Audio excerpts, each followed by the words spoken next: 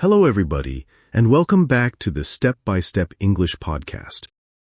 I am your host, Alex, and I am so happy to be here with you today. Sitting right across from me is our amazing English expert and teacher, Emma. How are you doing today, Emma? I am doing fantastic, Alex. I am so excited for today's episode because we have a very special milestone to celebrate.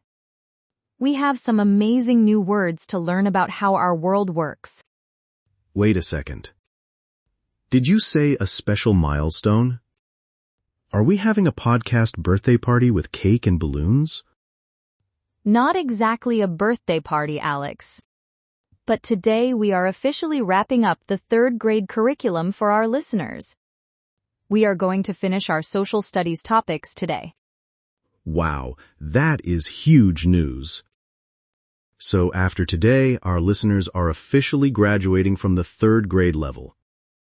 I feel so proud of us. What exactly are we learning today to finish this big journey? We are going to look at 4 main topics today. We will talk about local history and local government. Then we will learn about latitude and longitude, and finally the concept of scarcity. That sounds like a lot of big words for one day. Let us start with the first one you mentioned. What does local history mean? The word local means something that is close to you or in your own town. So local history is the story of the city or town where you live. It is about how your specific neighborhood was built and who lived there before.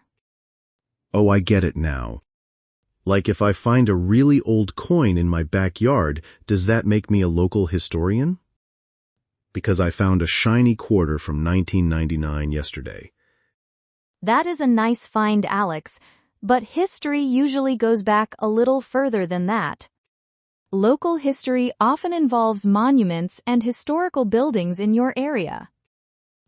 A monument is a statue or building made to remember an important person or event. I love looking at old monuments in the park. So local history is our town's personal story. What was the second topic you mentioned earlier? The second topic is the structure of local government. A government is the group of people who make the rules and run a community. In the United States, the government has 3 different branches or parts. 3 branches? Is the government secretly a giant tree?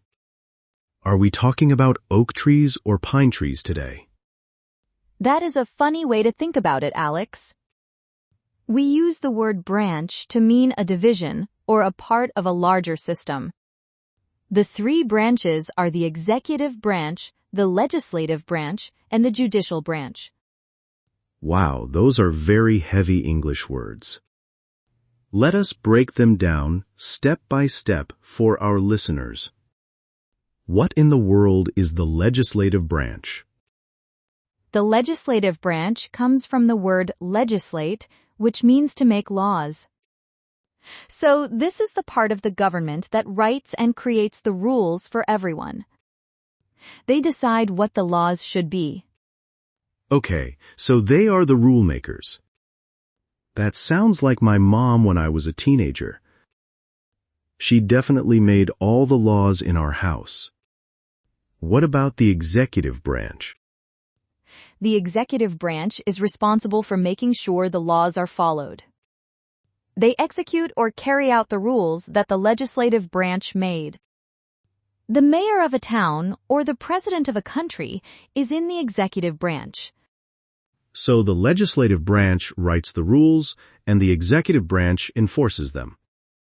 They make sure everyone is actually playing by the rules.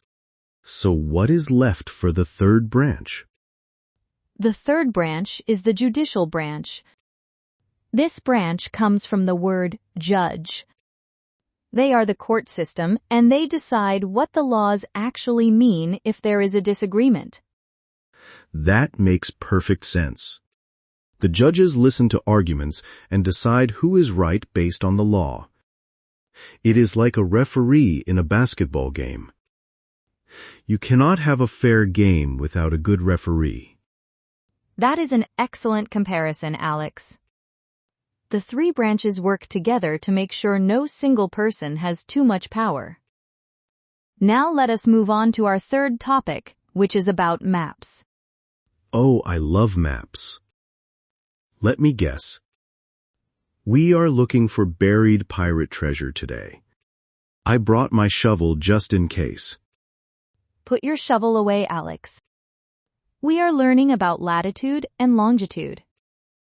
These are imaginary lines that circle the Earth on a map.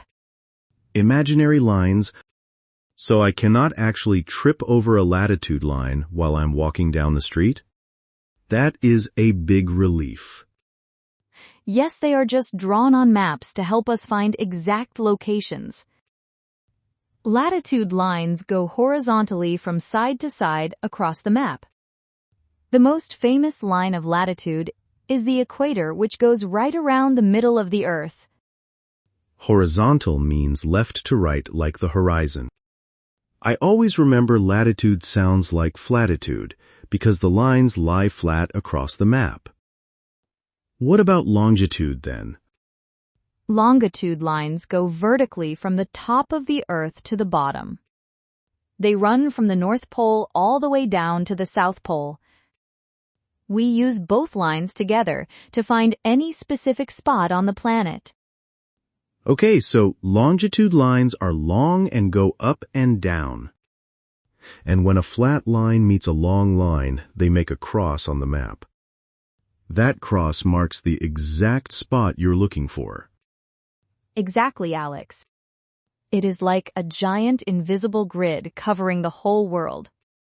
This is how GPS on our phones can find our exact location. That is actually really cool. Okay, we have one more topic before we graduate. You said something about a scary city earlier. Scarcity?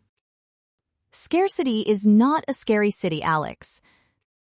It is an economic term that means we have limited resources but unlimited wants. It means there is not enough of something for everyone who wants it.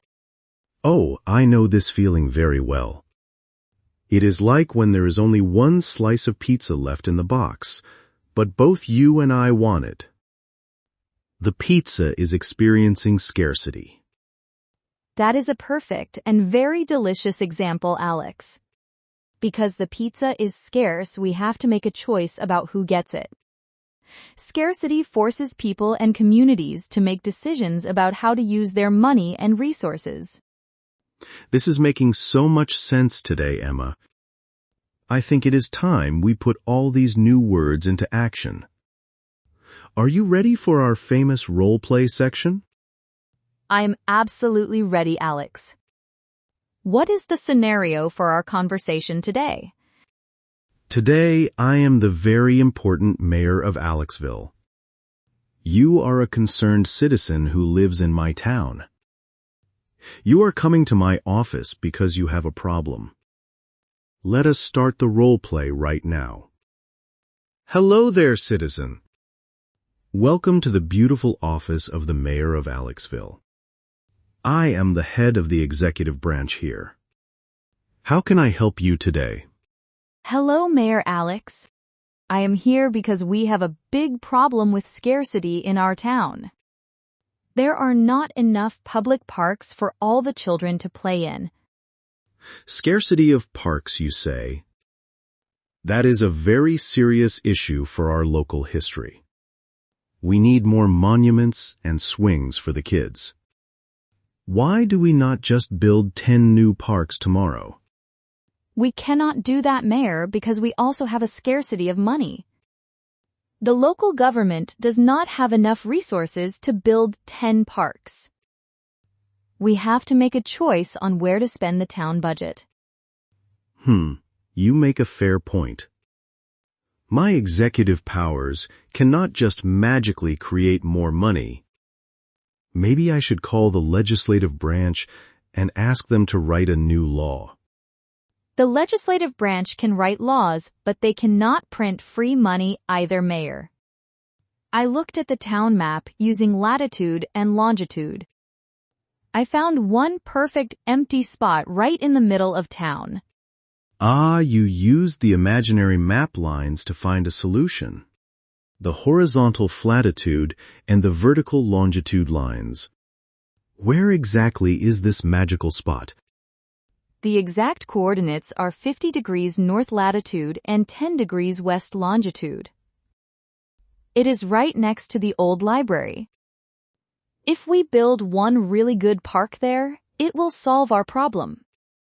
You are a genius citizen. I will approve this plan right now as the mayor. And if anyone argues with us, we will let the judicial branch sort it out. Thank you, Mayor Alex. You really understand how the three branches of government and local resources work together. This new park will be a great part of our local history.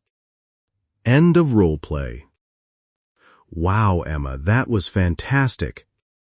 I think I'm a pretty good mayor. And you used almost all of our new vocabulary words naturally in that conversation. You did a great job too, Alex. Reviewing these terms in a real conversation is the best way for our listeners to memorize them. Words like legislative and scarcity are tough, but practice makes perfect. It certainly does. And with that amazing roleplay, we have done it. We have officially completed the 3rd grade curriculum on the Step-by-Step English podcast. I want to congratulate every single listener out there. Congratulations, everyone. You have learned so much grammar and vocabulary over these past episodes. We are so proud of your dedication to learning English. Thank you so much for guiding us, Emma. Listeners, do not forget to practice making your own sentences with the words we learned today. Be the mayor of your own English journey. We will see you in the next episode as we start brand new adventures. Until then, keep practicing and keep smiling.